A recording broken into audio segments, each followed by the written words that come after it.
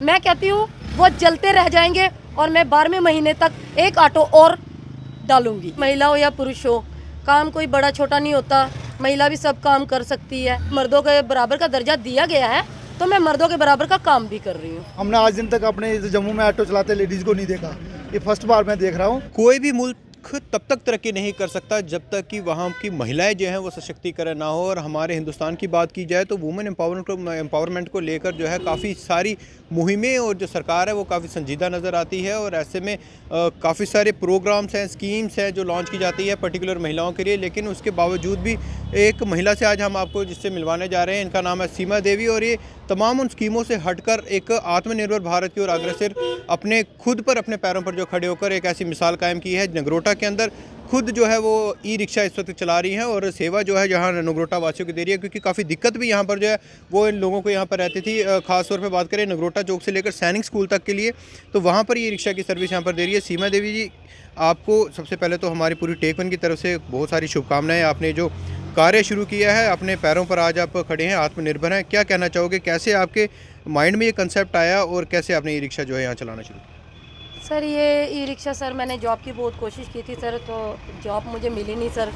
तो ये मेरे हस्बैंड ने बोला कि ये ई रिक्शा मतलब कि बहुत अच्छा निकाला है मोदी साहब ने, तो इस करके सर ये हमने लोन पे लिया और ये ई रिक्शा मेरे को चलाना सिखाया मेरे हस्बैंड ने। महिला हो और महिला होकर आप ऑटो चला रहे हो?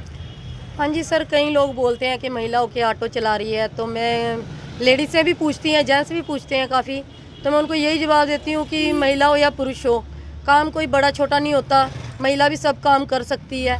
तो जैसे कि मैंने जॉब की बहुत कोशिश की, मुझे जॉब नहीं मिली, तो फिर मैंने ये मतलब मेरे हस्बैंड ने मुझे लेके दिया और उन्होंने मुझे चलाना सिखाया और मैं चलाती हूँ। कई लोग बोलते हैं कि महिला होकर पुरुषों वाला काम करती है, तो मैं ये बोलती हूँ सर कि महिला होकर पुरुष वाला काम मैं कर रही हूँ, अपने बच्चों के लिए कर रही हूँ, क्योंकि मेरे बच्चों की फ़ीसों के भी बड़ी मुश्किल हो जाती थी और घर का राशन पानी भी चलाना बहुत मुश्किल होता था। अब जैसे कि लगभग कि ज़्यादा नहीं, थोड़ा मैं साथ दे सक रही हूँ अपने हस्बैंड का। क्या कहोगे बाकी उन तमाम औरतों को, महिलाओं को जो कहती तो हैं कि हमें अपना मतलब जो ओहदा मिला है वो मर्द के बराबर का चाहिए, लेकिन कहीं ना कहीं किसी वजह से बाहर नहीं आ पाती, कार्य नहीं कर पाती, जॉब नहीं कर पाती? कितना ज़रूरी होता कि यदि आप कोई कार्य कर सकते हैं तो आप बाहर निकलो, कैसे अपने आप को जो है वो निखार सकते हो काम को?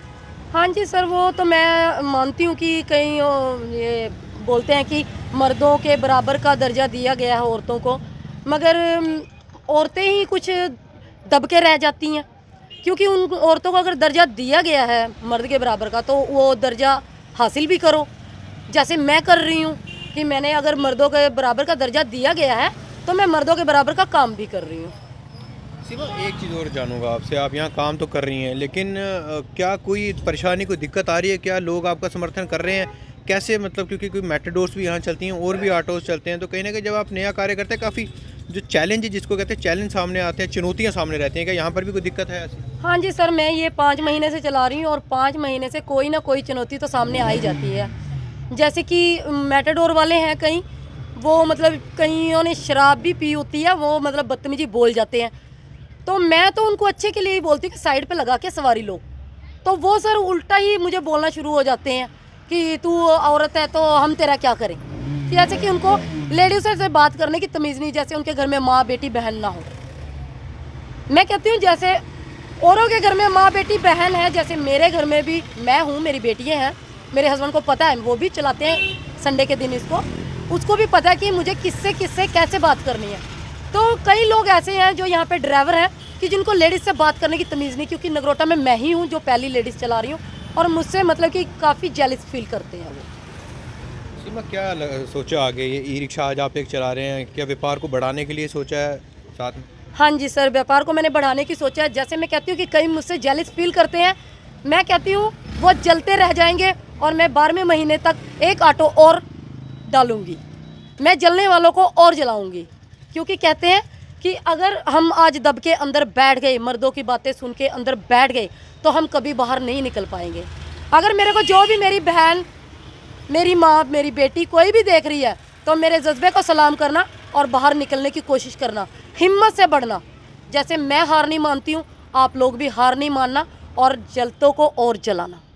हमारी भी शुभकामनाएं आपके साथ हैं कि आप अपने जो आने वाला फ्यूचर है उसमें आप दिन दुगनी रात चुगनी तरक्की करें। ये थी सीमा देवी और जम्मू कश्मीर में की प्रथम महिला जो है वो ड्राइवर है ई रिक्शा जो ऑटो यहाँ पर चला रही है, नगरोटा के अंदर सर्विस दे रही है। और साफ तौर पर इनका कहना है तमाम महिलाओं के लिए भी एक मैसेज है इनका कि अपने आप को बाहर निकालो और यदि आपको मर्दों के बराबर का जो दर्जा दिया गया है तो उसको खुद हासिल करना है, खुद जो है अपने पैरों पर खड़े होकर आत्मनिर्भर भारत की ओर अग्रसर होना है। और जो मुहिम एक चलाई गई है जिसमें महिलाओं को बराबर का दर्जा दिया जाता है उसको हासिल कर अपने पैरों पर खड़े होकर जो है जो भी कार्य आप कर सकती हैं, जिसमें भी आपका पोटेंशियल है, कैलिबर है, उसको ज़रूर करें और मर्दों के बराबर जो है वो बाहर जाकर काम कर कर अपने आप को साबित करें। बाकी भी अन्य अपडेट्स को आप डिजिटली प्राप्त करने के लिए हमें व्हाट्सअप कर सकते हैं। हमारा व्हाट्सअप नंबर है 9728253663।